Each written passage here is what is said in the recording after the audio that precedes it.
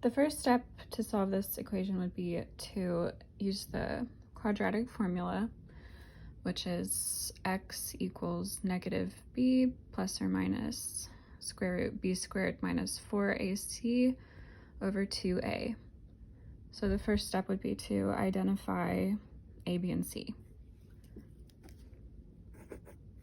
A equals 7, b equals 3, c equals 4. So t equals negative 3 plus or minus square root 3 squared minus 4a, so 7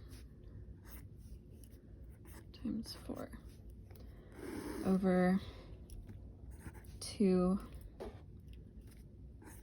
parentheses 7.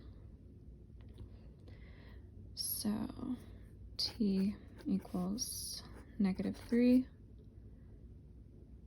plus or minus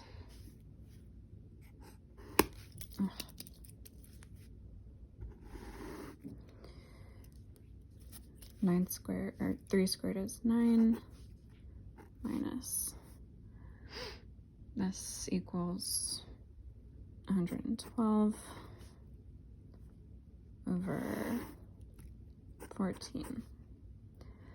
So t equals negative 3 plus or minus square root negative 103 over 14. So t equals negative 3 plus or minus, there can't be a negative in the square root, so it's I square root 103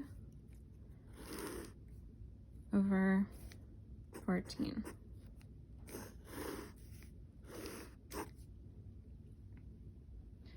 Okay.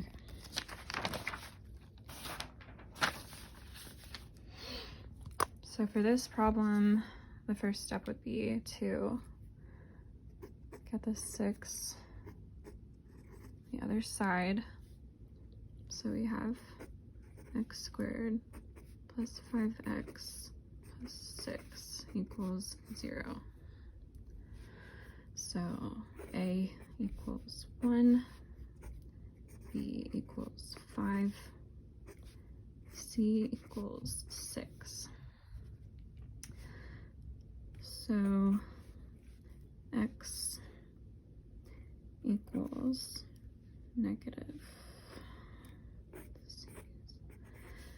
5 plus or minus square root 5 squared minus 4, parentheses 1, parentheses 6, over 2, parentheses 1.